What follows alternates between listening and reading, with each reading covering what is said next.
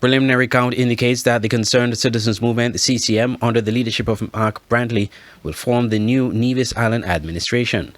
Mr. Oakland Peets, Supervisor of Elections in St. Kitts and Nevis, announced at the end of the preliminary count that the CCM had won 3 of 5 seats. The Nevis Reformation Party, NRP, which previously had 1 seat, gained another in Nevis 4, which was won by its leader, Dr. Janice Daniel Hodge. In the constituency of Nevis 1, St. Paul's, Mr. Spencer Brand of CCM won by just 29 votes, with 631 votes over the Nevis Reformation Party's NRP's Miss J.D. Keynes 604. In the constituency of Nevis 2, St. John's, Mr. Mark Brantley won 1,313 votes over the NRP's Dr. Patricia Bartlett's 1,166 votes, and Mr. Samuel Keynes of the Moral Restoration Movement, MRM, won 17 votes. In the constituency of Nevis 3, St. George's, Mr. Eric Evelyn of the CCM won 736 votes over Mr. Ron Isles of the NRP 311. In constituency number 4, St. James's, Dr. Janice Daniel Hodge of NRP won 750 votes over Mr. Alexis Jeffers of the CCM with 742 votes. And Mrs. Patricia Mills Jeffers of the MRM won 11 votes. In the Nevis 5 St. Thomas's constituency, Mrs. Cleone Stapleton Simmons of the NRP won with 712 votes over the CCM's Miss Latoya Jones with 508. At the end of the count, which ended in the wee hours of Tuesday morning, CCM leader Mark Brantley spoke on Vaughan Radio about the election victory and suggested the results were closer than expected.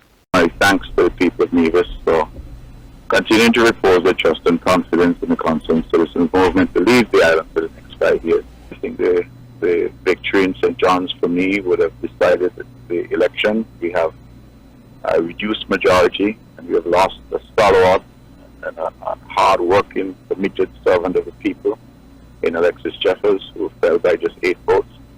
But I would like to congratulate the Honourable Eric Evelyn, the Honourable Spencer Brand for coming through, and also to congratulate the Honourable Janice Daniel Hodge and the Honourable Cleone Stapleton Simmons for their showing. Let me also take the time to reach out to my colleague, the Honourable Latoya Jones, for her excellent performance, and of course, those who were not successful on the opposition side, Dr. Patricia Bartlett, Ms. J.D. Keynes, and Mr. Ron Isles.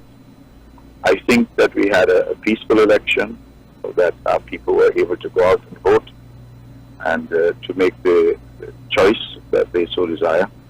And at the end of the day, we will have to evaluate these results and seek to determine why they were what they are, but notwithstanding, we're grateful to God that we have a result and that we can now settle down. Tuesday was declared a national holiday, as is customary after an election. Andre Huey, Skn Newsline. Citizens of St. Kitts and Nevis who have contributed to the Social Security Scheme will receive dividends from the Citizenship by Investment program of $500 and $250, disclosed Prime Minister Dr. Terence Drew in a national address on Monday. There are 2 categories of payments. Category 1, Social Security pensioners and those who are pensionable in the Social Security Scheme. Those persons would have made 500 contributions and upwards into the Social Security Fund will receive $500 in dividend. Category 2 are those persons who are not yet pensionable, meaning therefore that their number of contributions would be from 499 contribution downwards. They will receive a dividend of $250. This decision includes persons who, because of the small number of contributions, were recommended not to receive a Citizenship by Investment COVID-19 relief payment or dividend.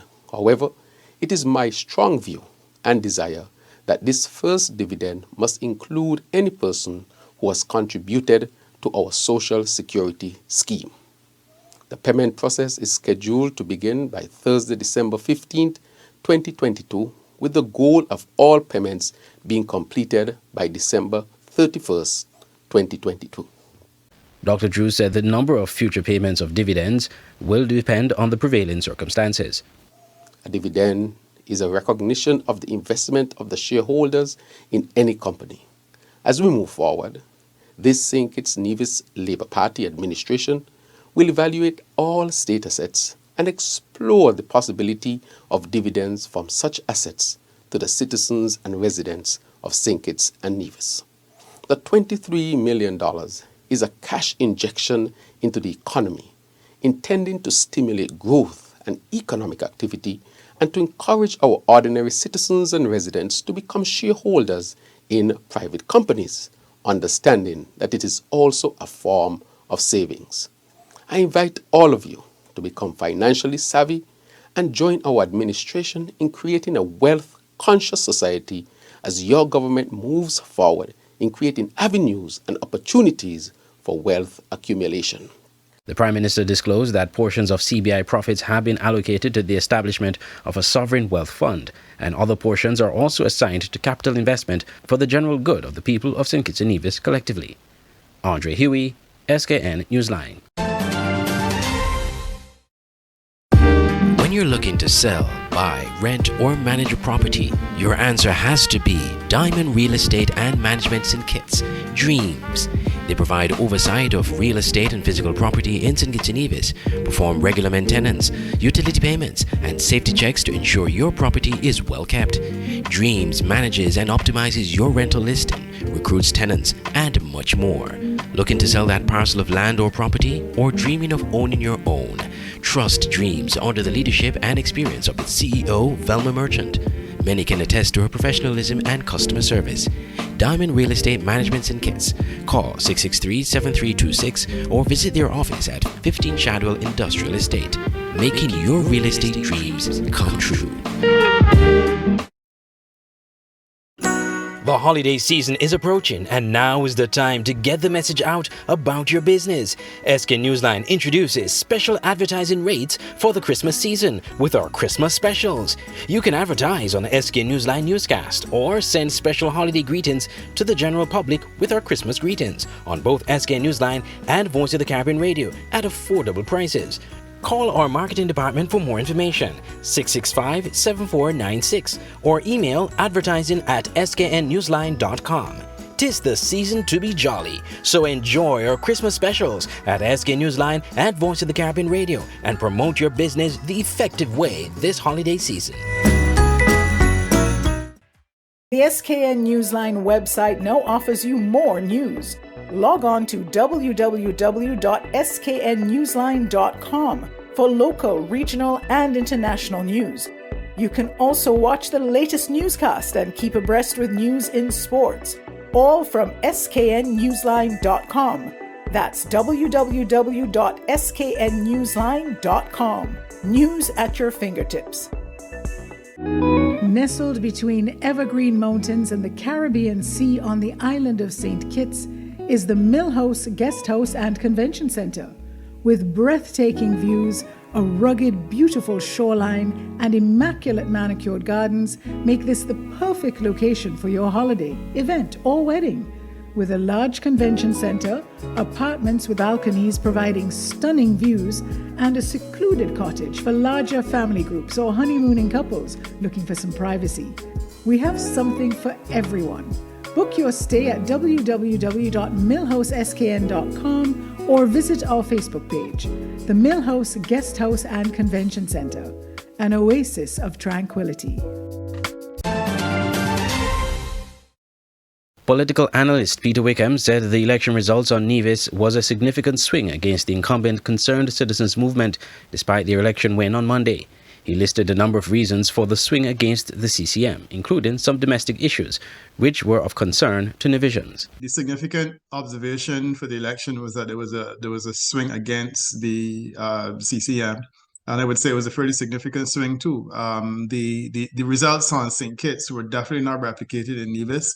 It was almost as though, with regard to the federal election, the Nevis population voted in one direction, and regarding the local election, they were going in another direction.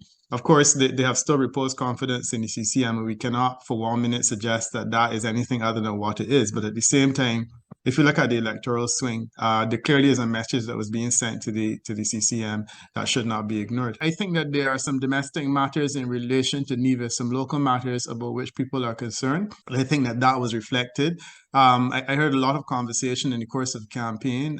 One should also not ignore the role of the former senator, the former minister, I think her name is Brandy Williams, whose comments in the last hours of the election, one could argue, were significant in terms of moving the needle and raising concerns about, arrogance and the treatment of persons within their organization and certainly around Nevis, that sent a message that the local scenario was something about which persons were concerned. Regarding the resurgence of the Nevis Reformation Party, the NRP, Mr. Wickham hinted to the leadership of Dr. Janice Daniel Hodge. If you look at this NRP factor, I think that clearly Dr. Hodge's ascension to the leadership is essentially a change, and this will be the first time that the Nevis Reform, the NRP, is facing an election under the leadership of someone other than Premier Parry or Joseph Parry, former Premier Parry. And I think that is a significant thing for them. To me, there was a good showing for the new leader, and it suggests that the NRP is on the right path. Meanwhile, Mr. Wickham believes overseas voters determined the outcome of a very close election. It's difficult to know, and the candidates would need to say what level of overseas voters there were, but I think there was clearly an acceptance that there was a high level of overseas voters. In a situation where I see margins like this, in an environment where you have overseas voters coming in large number, it essentially tells me that the election was determined in the air and not on the ground. I think that's unfortunate. The CCM won the December 12th Nevis Island Assembly elections by a razor-thin one-seat margin, 3-2. The swing by the NRP led to it to win 2 of the 5 seats, an improvement from the 1 seat they held after the 2017 NIA elections. Audrey Huey, Skn Newsline. Permanent secretaries from across various government ministries are taking part in a 2-day professional development training course, December 12th to 13th, to enhance the efficient functioning of the public service. On December 12th, corporate trainer Mr. Douglas Watley spoke about the purpose of the training sessions and the desired outcomes upon completion. He said, "This week, as well as last week and the previous week, I have been engaged with the government of St. Kitts and Nevis to train some of its senior staff in how to conduct a situation analysis, a simple task but one that is needed as we propose a different way to run the public service. We are hoping that we can be in a position to operate the public service as an evidence-based organization, where our decisions are made based on the analysis of data." Today, the workshop is with permanent secretaries since we previously had heads of departments and divisions, senior assistant secretaries, and certain technical officers from across the government. According to a press release from the St. Kitts and Nevis Information Service, the training is part of the government of St. Kitts and Nevis' commitment to human resource development and investment in ways to improve the public service. The government of St. Kitts and Nevis has earmarked capacity building of the domestic population as a critical part of its developmental agenda.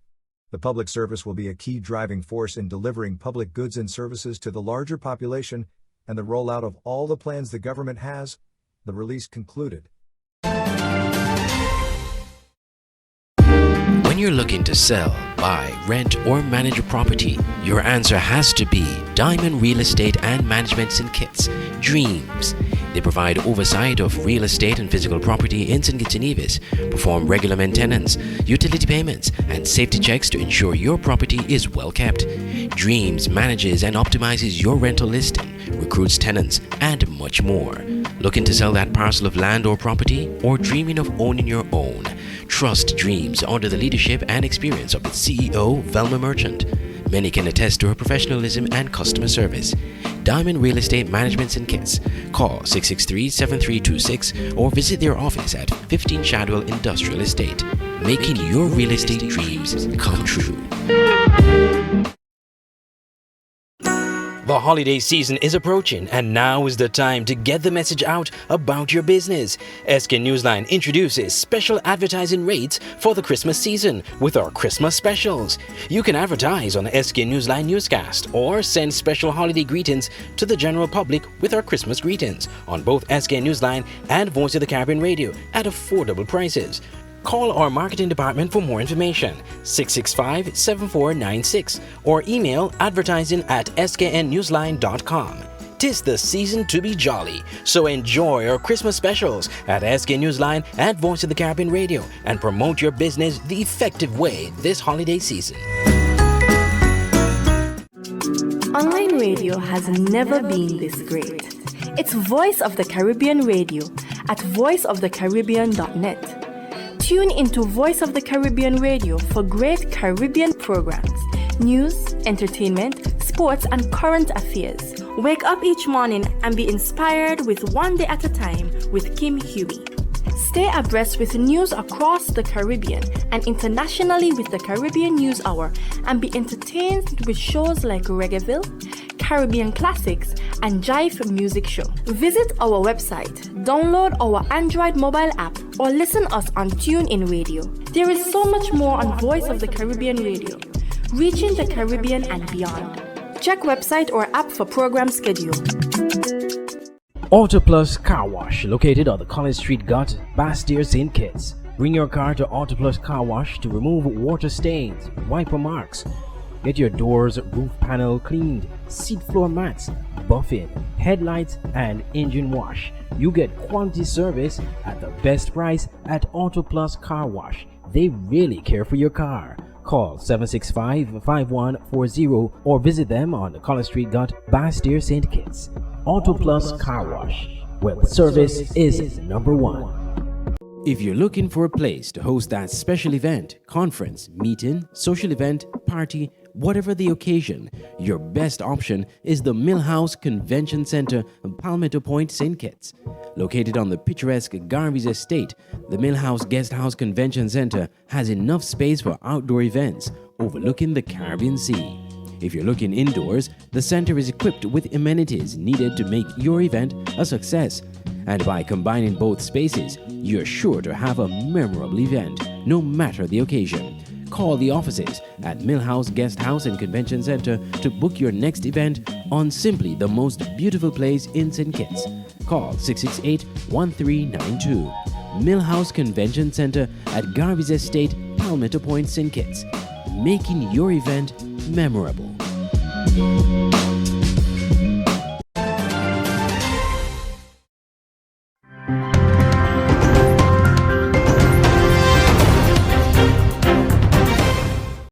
Welcome back to Primetime News. And a special welcome once again to our viewers on OneSpotMedia.com. Up first this evening, the Ministry of Health is facing an uphill task convincing parents to immunize their children. The current situation is threatening the country's almost impeccable record where child immunization is concerned. Now, our reporter Shamela Pullen put the issue to Health Minister Dr. Christopher Tufton. For decades, Jamaica has had a very strong record of vaccination success among children.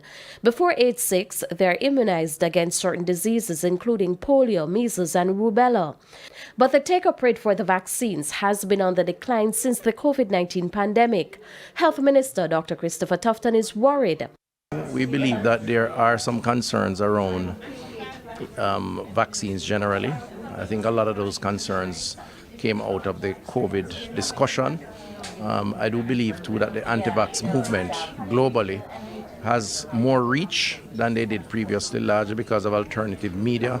So if you go on the internet, you see all sorts of discussions around vaccination and a more resourced, focused anti-vax movement would have contributed to creating that level of fear around vaccines. Dr. Tufton reiterated the importance of the vaccines. Vaccines or immunization has been a major part of our own development and life expectancy. Major risks such as polio, for example, yellow fever, and the likes of those important serious diseases have been mitigated against through vaccination.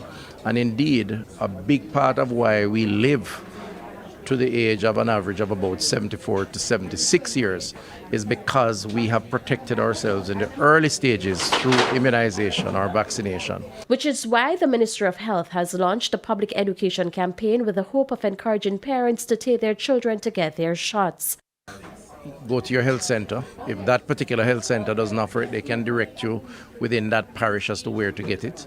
If you are a student in school, you can ask your school nurse or your guidance counselor. They can give you guidance. vaccines are available, particularly for the younger age cohort, but also for the older population, things like the flu vaccine and so on. So if you ask at any health center, you can get that information. And we do encourage persons to ask and to try to get some information. Shamela Pullen, TVJ News.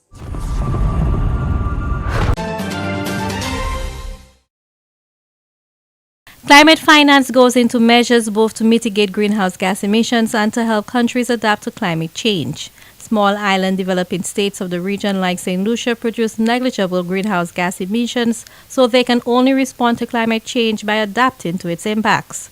To reduce vulnerability and promote resilience, regional states must prioritize strengthened adaptation strategies, says Sustainable Development Minister Sean Edward. The minister, who is also the current chairman of the Caribbean Disaster Emergency Management Agency, or CDEMA, urged participating states at the recently held 12th Biannual Comprehensive Disaster Management Conference in Barbados to do just that. It is very important that we synchronize our efforts as small island states and to build capacity together, because some of the threats that face, or the threats that face one island is pretty much the same for all of the other islands.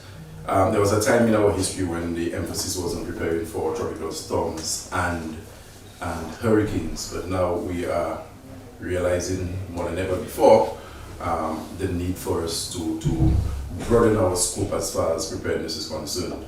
We are in an earthquake-prone zone. Very recently we had a volcanic eruption in St. Vincent, and whereas that would have impacted St. Vincent more directly, ashfall in places like Barbados and St. Lucia did create problems for citizens on those respective islands. So preparation is key. The CDEMA is committed to meeting the disaster needs of the region as far as education and awareness building is concerned. According to the minister, the establishment of a loss and damage fund was for many the highlight of the United Nations Climate Conference, or COP27. Agreement on this fund came after decades of pressure from climate-vulnerable developing countries. The fund aims to provide financial assistance to nations most vulnerable and impacted by the effects of the climate crisis. We had been calling for compensation because our people are the ones who bear the brunt of climate change. Climate change is influenced very significantly by the emission of greenhouse gases, which results in the warming of the Earth's atmosphere, giving rise to more ferocious storms, impacting your biodiversity, and literally destroying livelihoods. And these are some of the realities that our people face on a daily basis. And we're saying, when you look at greenhouse gas emission from the standpoint of small island developing states like those of the Caribbean, it is negligible compared to what is emitted by the more developed countries. And if they are the main culprits, and it is as a result of their actions, we have to live with climate change the way that we confront it on a daily basis, it is only fair and stands to reason that they have to make resources available to help us to bolster our mitigation and adaptation efforts. So the decision to establish the loss and damage fund, where small island developing states like St. Lucia will have access to monies to treat with the issues of climate change, I believe is very refreshing, and it is something that we all left Sharm el-Sheikh pleased about. While the historic decision was welcomed, this is but the first step, says Minister Edward. Its success will depend on how quickly this fund gets off the ground. Representatives from 24 countries will work together over the next year to decide what form the fund should take, which countries should contribute, and where and how the money should be distributed. For the DBS News World, I am Zane Romulus.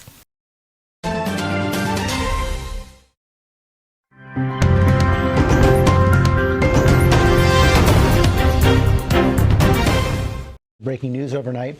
FTX founder Sam Bankman-Fried arrested in the Bahamas, set to face a judge this morning after U.S. prosecutors filed criminal charges in connection with the multi-billion-dollar collapse of his crypto company. Chief Business Correspondent Rebecca Jarvis has the latest. Good morning, Rebecca. Good morning, George. One of the most powerful people in the cryptocurrency industry, Sam Bankman-Fried, arrested overnight in the Bahamas. The federal charges just unsealed. They include 8 counts, including wire fraud, securities fraud, and intent. This morning, Sam Bankman-Fried, once celebrated as the poster child for transparency in cryptocurrency. Thank you, Chair Waters, Ranking Member McHenry, and all the members of the committee for having me here today to testify. It's an honor to be here. Whose company FTX inked splashy partnerships with celebs like Tom Brady. You know what? I'm in. And Steph Curry. This is Steph Curry, the world's leading expert on cryptocurrency. I'm not. Arrested overnight by local authorities in the Bahamas at the request of the U.S. government. Charged by the U.S. Attorney's Office for the Southern District of New York. The move coming just 4 weeks after Bankman-Fried's cryptocurrency exchange, FTX, one of the largest in the world, valued at over $32 billion earlier this year, filed for bankruptcy. Our George Stephanopoulos sitting down with Bankman-Fried in the Bahamas for his first network interview shortly after. A lot of people look at you and see Bernie Madoff. Yeah. I mean, I don't think that's who I am at all, but I understand why they're saying that. People lost money. In fact, FTX customers lost billions. At issue now is why. 30-year-old Bankman-Fried allegedly used FTX customer deposits to fund risky bets at the other company he created and owned, a hedge fund called Alameda. Are you worried about going to jail? There are a lot of things that are worrying me right now. And, you know, as best as possible, I'm trying to focus on what I can do going forward to be helpful and, you know, let whatever, you know, regulatory and legal processes are happening play out as they will. And since that interview with you, George, a lot has played out. Today, Sam Bankman-Fried was set to appear before Congress to testify over Zoom. Instead, he will appear before a court in the Bahamas. In addition to those federal charges, the SEC has charged him with a years-long fraud, calling FTX a house of cards. George? Rebecca, thanks. Let's get more on this from our chief legal analyst, Dan Abrams. Pretty quick arrest. Yeah, he won't be able to avoid extradition, by the way. I mean, there's just no way. The Bahamas and the United States have a very firm agreement in place, and you can already tell as to where things are going right now. As you point out, very quick arrest, very quick in terms of the relationship between the Bahamians and the United States. Two things that I find interesting about the timing of the arrest. Number one, he was supposed to testify in front of Congress today. Why not just let him testify, get more statements on the record, and then arrest him? A lot of members of Congress are frustrated now. You know, it is sort of interesting that they decided to do it the day before. Also, the fact that they did it under seal. They clearly wanted to act quickly, make sure he didn't go anywhere, and get that arrest in place. That's under seal. The SEC just moments ago announced charges against him as well. Yeah, I mean, and that's not surprising either. I mean, you know, I think it's both of them are of concern. I think the federal criminal charges are even of more concern to him. But look, I think this is just the beginning of the legal process. Think we're going to see those interviews like the one I did in these indictments? Absolutely. You'll see them, whether in the indictments or actually in the trial. I mean, I think that you will see in the trial his words come out against him in some way, shape, or form. Is it that he testifies? Is it that they use your interview? But there's no doubt, I think, that they are going to use them in some way. And this is why, even when someone says, I didn't do anything wrong, right? I'm not guilty of this. That doesn't mean that prosecutors won't be able to use it in some way against him. And we know he defied legal advice to do those interviews. Absolutely, yeah. Dan Abrams, thanks very much. When American President Barack Obama hosted African leaders at the first U.S.-Africa Summit in 2014, many believed it was a great chance for the United States to strengthen its trade ties with the continent and reaffirm political commitments. But in the end, business opportunities turned mostly into a photo opportunity. At a distribution warehouse in Johannesburg for American-owned company John Deere, which manufactures, among other things, agricultural equipment, team members are more hopeful about the second summit. It's going to allow dialogue around the opportunities, the benefits that are currently the companies currently delivering in Africa, and also, most importantly, highlight the challenges to our African leaders that our people on the ground, our customers, our farmers are currently facing. The big question now, Just how much can 3 days of meetings accomplish? According to the U.S. State Department, South Africa is America's biggest trade partner on the continent, with goods worth $21 billion exchanged last year. Economists here are optimistic about the potential of strengthening that relationship during the summit. They say the market here is ready for more trade with the U.S., but they also warn that South Africa will have to tread carefully. That's due mostly to China and, to a lesser degree, Russia, at a time of great geopolitical tensions between those countries and the United States. As part of BRICS, a grouping of the major emerging economies of Brazil, Russia, India, China, and South Africa, the South African government would not want to alienate either Beijing or Moscow, as it seeks even warmer ties with Washington. International relations professor Gilbert Kadiagala says during this summit, China will most definitely be the elephant in the room.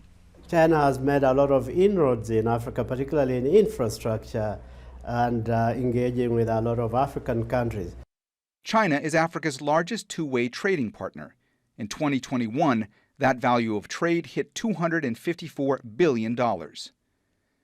And while U.S. President Joe Biden's administration is concerned about China's growing footprint in Africa, American officials continue to insist African nations should not be forced to pick sides.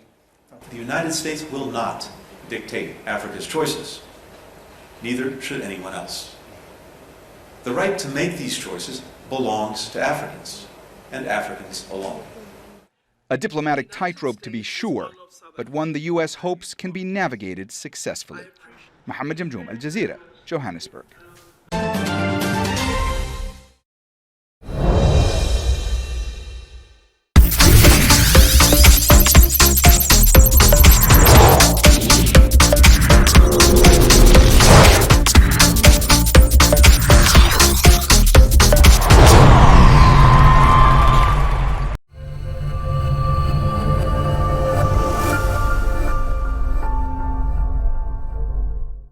St. Peter's FC is one of those teams that has shown progress under their coach Anthony Netz Isaac over the past few seasons.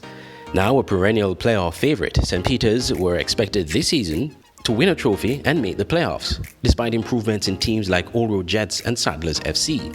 St. Peter's started off the season flying, including earning the reputation as the only team to have defeated St. Paul's United. But the team wasn't consistent and were sometimes flat against the big teams and struggled against some of the teams they were expected to beat. Coach Netz blamed the injuries and rotations for the mixed results, leading to the teams finishing 5th at the end of the regular season, winning 12 matches, drawing 6 and losing 4. Hoping to make amends in the playoffs, St. Peter's got off to a slow start, drawing their first 2 matches of the tournament against Spurs and Connery. A 4-0 loss to St. Paul's in their third game virtually sealed their fate in the playoffs, and while they finished their last match in grand style against Keon, they ended up 5th in the playoff table, as they did in the regular season. Well, right now we're going to just go back and talk to the guys about having a little get together, and then we discuss things for next season coming up. We don't know when it's going to be, but we still have to go discuss about what we're going to do going forward. St. Peter's FC will be looking to improve their fortunes for the new season.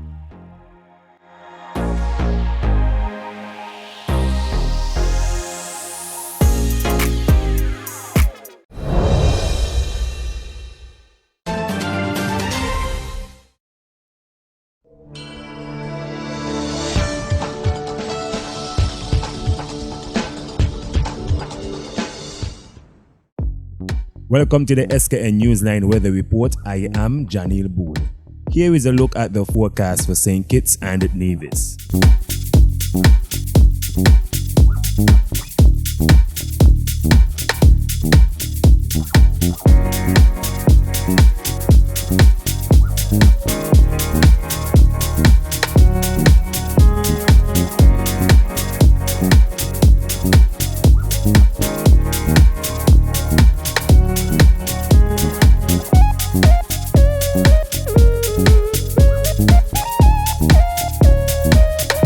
For a more detailed weather report, visit our website at www.sknnewsline.com.